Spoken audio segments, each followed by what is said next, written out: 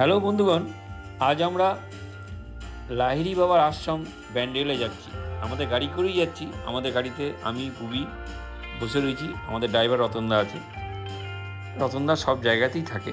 তো সেকেন্ডগুলি ব্রিজ পেরিয়ে যাচ্ছি, নবান্ন তো দেখতে পেলেন। যাই হোক, এখন আমরা বেরিয়ে যাচ্ছি। রাস্তার পাশে কাশফুল ফুটেছে, প্রাকৃতিক সৌন্দর্য, এছাড়া কিছু না। তো যাই হোক, দেখতে খুব ভালো লাগলো। তো এই জন্য আপনাদের জন্য শেয়ার করলাম আর কি। দেখতে ভালো লাগলো না, খুবই ভালো লাগলো।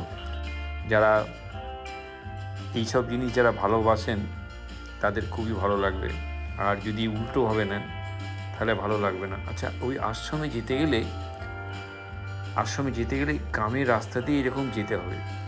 চারিদিকে শুধু গাছ গাছ গাছ, আর মধ্যিখানে একটা 8 ফুটের রাস্তা আছে। একটা গাড়ি মাত্র যাবে, কিন্তু আরেকটা গাড়ি যদি আসে বা একটা টোটো বা অটো যদি আসে, তাহলে পাশ থেকে খুব মুশকিল, দাঁড়িয়ে থাকতে হবে, কিংবা কাউকে পিছিয়ে যেতে হবে। তো এটা একটা দিক হলো, কিন্তু এত গাছ, তার মধ্যেও এত ভালো লাগবে না। গ্রাম্য পরিবেশ যদি কেউ বেশি ভালোবাসেন, তার জন্যে খুব ভালো জায়গা, খুব ভালো জায়গা, শান্ত নিরিবিলি, কোনো অসুবিধা নেই। আম গাছ ভর্তি, দেখুন কী সুন্দর পুরো রাস্তাটা এরকম আর কি। এটা ওই মেন রোড থেকে, মানে জিটি রোড থেকে আমরা ওই আশ্রমের দিকে রাস্তাটা যেটা গেছে, সেই রাস্তার মধ্যে যাচ্ছি। তো আমরা এসে গেছি, আধারালয় এসে গেছি। আধারালয় মানে যে আশ্রমে যেতে চাইছি লাহিড়ী বাবা, সেই আশ্রমের নাম। তো এখন আমরা গেটে ঢুকছি। গেটে বাঁদিকে দারোয়ান রয়েছে, বুবি নেমে গেছে। আর বাঁদিকে দেখুন ওই ছেলেটা আসছে, বাঁদিকে কার পার্কিং আছে, গাড়িটা রেখে ওই আসছে এখানে। তো বুবি ভিতরে যাচ্ছে, এই যে আধারালয় ওপরে লেখা রয়েছে, তার আশ্রমের ভিতরে এখন আমরা ঢুকছি। এদিকে একটা দাতব্য চিকিৎসালয় রয়েছে, এই যে উপরে বোর্ড রয়েছে। আর তার ডান দিকে কিছু স্টল আছে, মানে কিছু বিক্রি হয় এরকম বলছে, কিছু স্টল আছে, চা বিস্কুট এইসব জাতীয় জিনিস, বা সন্ধ্যাবেলা টিফিন। আচ্ছা, এখন আমরা ভিতরে ঢুকে যাচ্ছি। দেখুন দুদিকে দুটো হাতি দাঁড়িয়েছিল। আর এখানে একটা জলের ফোয়ারা আছে। জলের ফোয়ারা দিনের বেলায় গেছি তো সেই জন্য বন্ধ আছে। দেখুন পুরো ভিতরেও, মানে আশ্রমের ভিতরেও এই দুটো হাতি, দুদিকে বললাম গেটের দুপাশে দুটো হাতি। আশ্রমের ভিতরেও এত গাছ, এত গাছ, এত গাছ, আর পাখির ডাক, খুব ভালো লাগবে। এই দেখুন এখানে হাঁস আছে, এদিকে হাঁস আছে, ওই দিকেও হাঁস আছে। হাঁসগুলো নিজের আপন মনে খেলা করছে। দেখুন এইদিকেও হাঁস আছে। তো এখন আমরা আস্তে আস্তে ভিতরের দিকে যাচ্ছি। ভিতরের দিকে যাওয়ার অনেকটা রাস্তা, মানে বেশ খানিকটা, প্রায় অনেকটাই হবে। তারপরে প্রথমে গিয়ে ডান দিকে একটা জুতো রাখার জায়গা আছে। জুতো রাখার জায়গা 2 টাকা করে নিয়েছেন অবশ্য, ওটা কিছু না, একটা ভদ্রলোক বসেছিলেন। তো যাই হোক, তো এতে নিজের সেফটি হয়। আর পুরো রাস্তাটা দেখুন এরকম একটা সুন্দর নকশা করা আছে। এটা একটা দুর্গা ঠাকুরের মূর্তির মতো করেছে আর কি, যে দুজন সামনে নাচ করছে, দুর্গা ঠাকুরটা নিয়ে যাচ্ছে, দুর্গা ঠাকুরের প্রতিমা নিয়ে যাচ্ছে। এই যে খুব সুন্দর লাগলো। আচ্ছা, এটাকে দেখার পর আমরা এবার যাচ্ছি। এটা রাতে যারা থাকে না, রাতে থাকার জন্য ব্যবস্থা আছে।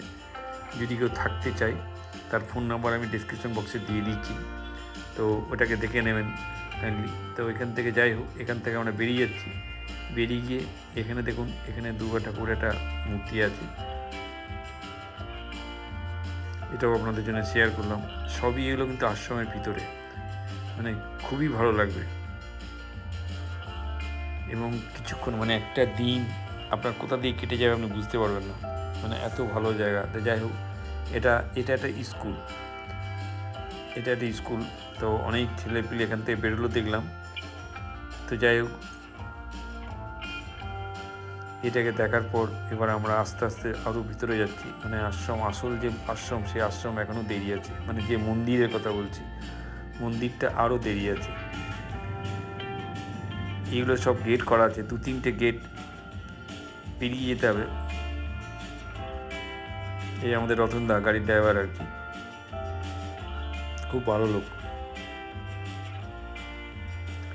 লোক, মানে ব্যবহার খুব ভালো। দুদিকে দুটো সিংহ রয়েছে।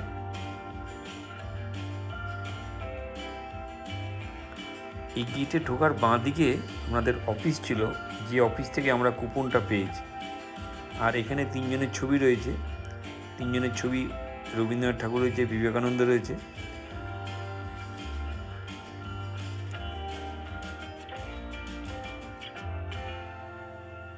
যাই হোক, এগুলো দেখে এতে রাধাকৃষ্ণ ঝুলনের যে ব্যাপারটা সেটা করা রয়েছে এখানে। ওই ডান দিকে দেখা যাচ্ছে এই যে বাঁ দিকে যে বাড়িটা, এই বাড়িটা ওই অফিস যেটা বললাম, এখানে ফটো তোলা টোটালি বারণ, সেই জন্য ফটো তুলে আপনাদের দেখাতে পারলাম না। তো এখন আমরা মন্দিরের দিকে যাচ্ছি। এই যে মন্দিরটা, এই দূর থেকে আর কি, এটা দূর থেকে দেখা যাচ্ছে মন্দিরটা।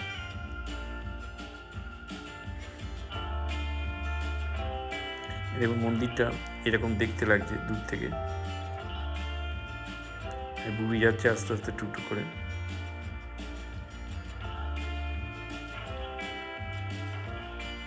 আর এটা ওই শ্রীকৃষ্ণ রথ চালাচ্ছেন আর অর্জুন তীর নিয়ে যে ব্যাপারটা সেটা করা আছে।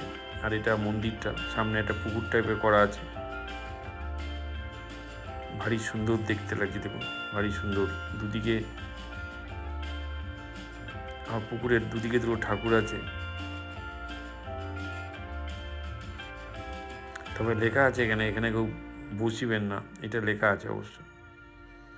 আর মন্দিরের আরেকটা ব্যাপার হচ্ছে দেখলাম, সেটা হচ্ছে মন্দিরে যাওয়ার আগে স্টেপ দিয়ে উপরে ওঠার আগে হালকা জল দেওয়া থাকে এই জন্যই, তাহলে আপনি পাটা ধুয়ে উপরে যেতে পারবেন। এখানে দেখুন, এখানে আরেকজন ঠাকুর দেখা যাচ্ছেন,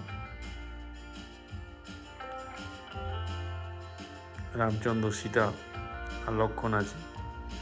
তো যাই হোক, যেটা বলতে যাচ্ছিলাম, তো পাটা ধোয়া হয়ে গেল, ধোয়ার পর উপরে যাওয়ার ব্যবস্থা আছে আর কি। আবার ঠিক আসবার সময় উপর থেকে দেখে যখন আসবেন, ওর উপর দিয়ে আসতে হবে, তার মানে আবার পাটা ধোয়া হয়ে যাবে।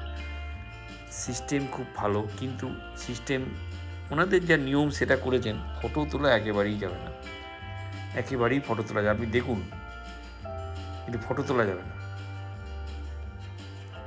তো ওনাদের লোক ছিলেন আর কি, তো যাওয়ার সাথে সাথেই ওনারা বলে দিলেন এই ব্যাপার, এটা ওই এরকম করে বলে দিলেন আর কি। তো সেটা বুঝলাম, কিন্তু বুঝেও ফটো তুললে আপনাদের শেয়ার করতে পারতাম, তো সেটা শেয়ার করতে পারছি না আর কি।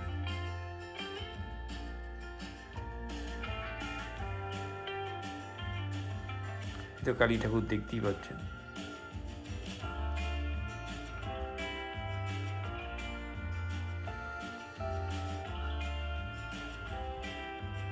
অ্যাকচুয়ালি বন্ধ ছিল আর কি, যার জন্য গ্রিলের ফাঁক দিয়ে তোলা হয়েছে।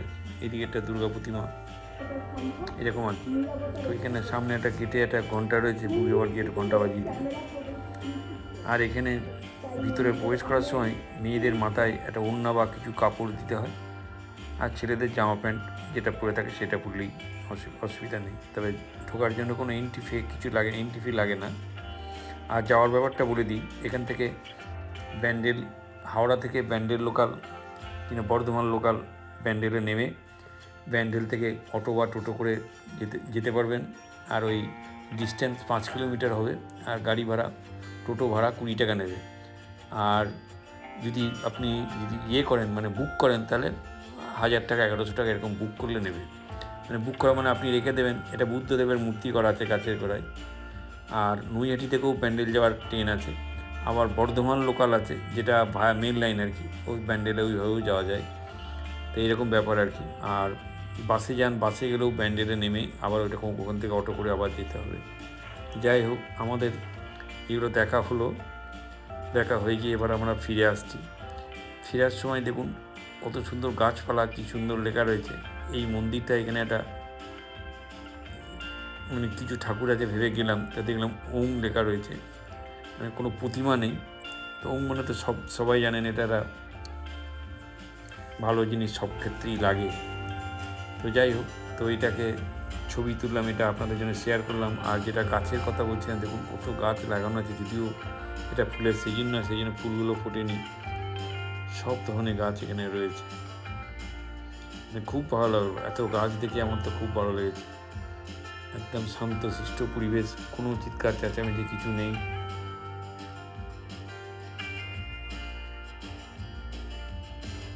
আর ডিসেম্বর মাসে বললেন যে খুব ভিড় হয়। আর এইগুলো ভিতরে দোকান রয়েছে, মানে কেউ যদি কিছু কেনে সেই জন্য দোকান রয়েছে। তো যাই হোক, এখন আমরা বেরিয়ে আসছি। দেখুন এখানে বাচ্চাদের খেলা করার জন্যে দুটো দোলনা লাগানো আছে। এই দুটো দোলনা রয়েছে বাচ্চাদের খেলা করার জন্যে। আর এখানেও একটা ওই স্লিপার টাইপের যেটা হয় সেটা এইদিকে ডান দিকে রয়েছে, বাচ্চারা খেলা করার জন্য রয়েছে। সেটাও ওনারা চিন্তা করেছেন যে বাচ্চারা যদি আসে তারা খেলা করতে পারবে। এটা একটা রেলের ইঞ্জিন করা আছে, রেলের ইঞ্জিন দেখার জন্য রাখা আছে। আমরা এখন খেতে চলে এসেছি। এখন কুপনের দাম 80 টাকা করেছেন। তো আমরা 3 জনে খাচ্ছি, আমি বুবিয়ে ড্রাইভার। Thank you.